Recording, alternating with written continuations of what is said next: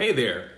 Something that I've observed in my years pastoring is that sometimes awkward or uncomfortable position people find themselves in when they've been involved in some kind of a relationship and that relationship has dissolved. They've broken up, whether they're dating or married and ends up unfortunately in divorce.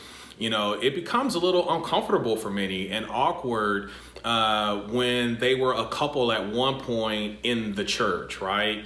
Many times people see them as just that, as a couple. And then when they're no longer together, it becomes a little bit awkward or a little bit uncomfortable because many times, you know, the rest of the congregation doesn't necessarily know that you're not together anymore. And they see you and they're like, oh, how is so-and-so doing? And then you have to go through that, well, we're not together anymore. And it just creates that, you know, awkward uncomfortableness. And sadly, many people end up, you know, leaving the church because of that.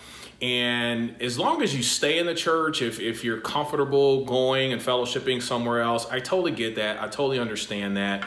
But many times people end up leaving the church altogether because there was some affinity for their home church. And, you know, they end up when they are no longer together in that relationship, they don't want to deal with that awkwardness. So they just end up out of church altogether.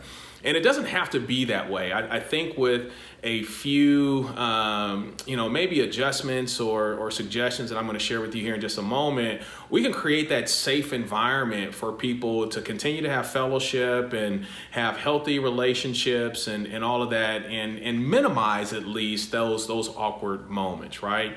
And so one of those things to consider or maybe put into practice is to make sure that as much as you recognize couples, recognize them as individuals as well.